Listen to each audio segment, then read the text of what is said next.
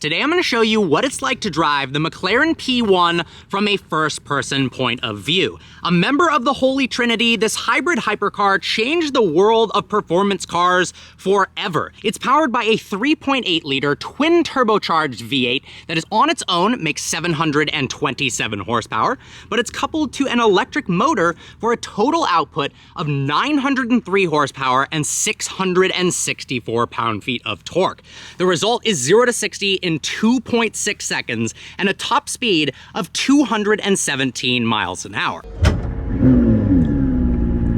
Oh, this thing sounds so darn good. 7-speed DCT with paddles mounted on the steering wheel, carbon fiber and Alcantara on every single panel. Now, to change driving modes, if we click this active button right here, we can activate track, normal, or sport for the handling or the powertrain. Then we have some additional modes as well. Bespoke for the P1 E mode, if we click that, we can drive the car, let's go ahead and put it into drive, in fully electric mode, up to 6.2 miles and up to 99 miles an hour. Look at this. We're driving in 100% EV mode in a McLaren P1. That is absolutely nuts. The P1's name is derived from motorsports, P1 being pole position, and it fits very well as the successor to the McLaren F1. It also has a ton of F1 technology, like a dedicated DRS button that stalls this massive rear wing. The rear wing makes 600 kilograms of downforce at 160 miles an hour, but if you click that DRS button, it flattens out so it can be slipperier for straight line acceleration. The P1 happens to be my favorite looking of the Holy Trinity as well. I love how the headlights are shaped like the McLaren logos. Everything has a purpose in this vehicle. It's not for show or for style. Form follows function. And I love the nostrils in the front of the vehicle. So much so that I have a replica P1 hood on my 600 LT. We also have Akebono brakes that use silicon carbide, an advanced material that allows the brakes to get 160 degrees Celsius hotter than standard carbon ceramics, allowing this to stop at brake pressures of up to 2 Gs. It can also turn at up to 2 Gs. The performance figures of this vehicle are absolutely insane. We're in race mode right now that lowers the suspension by 50 millimeters, that drops it to a ride height that's not even legal on the street, raises that wing to the sky for maximum downforce. Under this panel right here, if we pop that up, that is where you fill it up with gas. And on the other side, you can fill it up with oil. How cool is that? All right, guys, let's climb inside the McLaren P1 and see what it's like to drive. Hopping inside the McLaren P1, and it immediately feels special in here. This thing is a work of art throughout. Look at the carbon door sill. We've got a plaque here that says it's number 308 of 375. Now let's close this massive carbon fiber door that's actually surprisingly heavy, so we're gonna support it on the way down.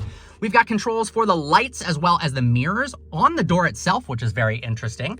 Of course, we've got the DRS button, drag reduction system, and iPass on the steering wheel. Now, if we go down here, there's a launch button, a race mode, and a boost button. So if we go ahead and activate the dynamics panel, let's take it out of E mode, activate that, and if we click the boost button, then all of a sudden we're running just with the internal combustion engine. So 727 horsepower from the V8. If we want more power, you see this little gauge there, iPass, in red. You click this iPass button, that will activate the electric motor and give you that 903 horsepower. And DRS has a little gauge right there as well. But let's take it out of boost button because now we have 903 horsepower at all times. Let's take it out on the road and see what it's like to drive.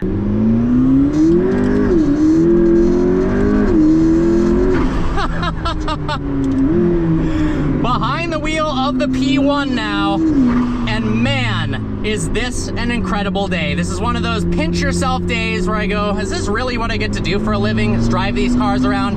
I gotta give the hugest shout out to Supercar Steven on Instagram for making this possible and letting me drive this car, because as I have mentioned in the past, the McLaren P1 is my favorite driving car of all time. That electric assist is so incredible. Instead of electric cars, they don't have any of the soul of an internal combustion engine, but they do have instant throttle response. This is the best of all worlds. There's no turbo lag because of that electric assist, and And then you get that glorious sounding twin turbocharged V8, and the blow-off valve noise is insane. You can also hear that roof scoop above your head making crazy whooshing noises. But man, with a full carbon fiber tub, there is zero sound deadening in here whatsoever. Everything is in the name of weight saving. So you hear all these little rocks pinging off of the chassis. The windshield is 5.2 millimeters thick to save 8 pounds. There's no lacquer on the carbon fiber to save 3 pounds. I mean, they are literally grasping at straws to save every last bit of weight to make this thing a full-fledged performance monster. And it really did reset performance benchmarks, both for 0 to 60 in a rear-wheel drive car, lap times, as well as how good of a car could a manufacturer make. Man, I need to win the lottery, because this really is my favorite car of all time. I'm in love with the McLaren P1. It just sounds absolutely insane. Now, this isn't the best surface, but let's try a little launch here, shall we? So, click the launch button, floor the accelerator, and off we go. That actually hooked pretty good. Man, this thing is an absolute rocket ship. Jeez Louise. This is the best car ever. It sounds good. It looks absolutely stunning. I mean, the fact that this came out in 2013 and has this level of performance is absolutely astonishing to me. This keeps up and makes modern day supercars feel slow. And it's 11 years old now. I mean, this is just...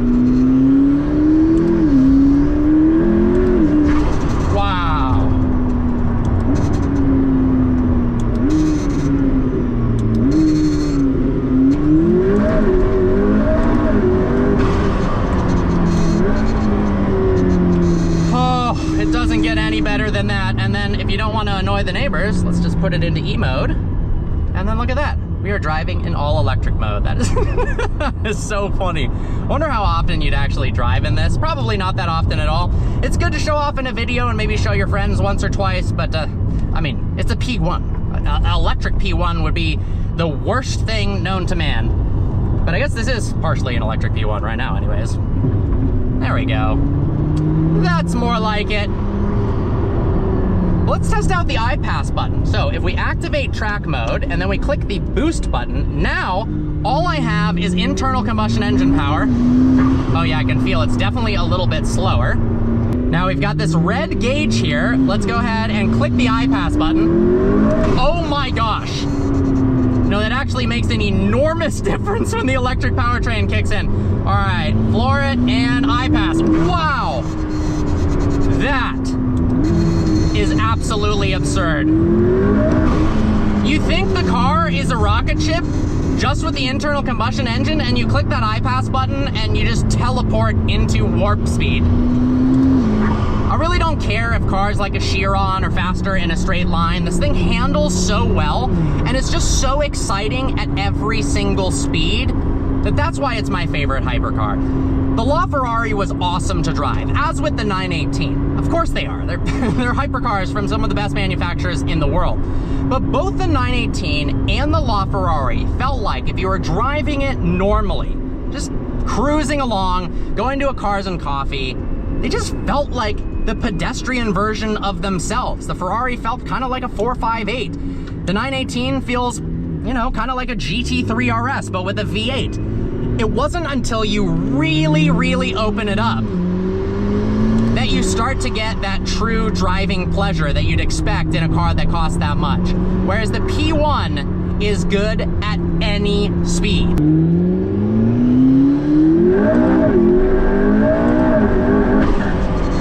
I mean, are you kidding me?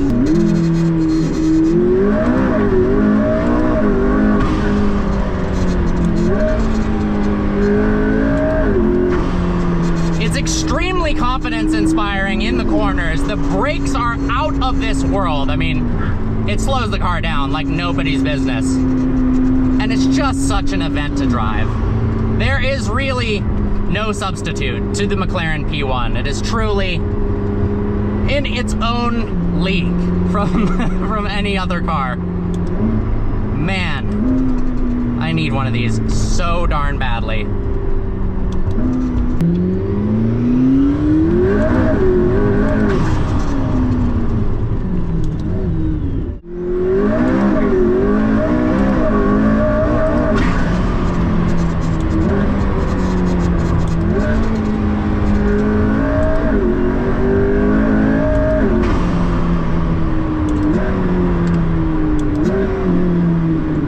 Well guys, I hope you enjoyed today's video. Thank you so much, Supercar Steven, for making this possible. I am forever grateful.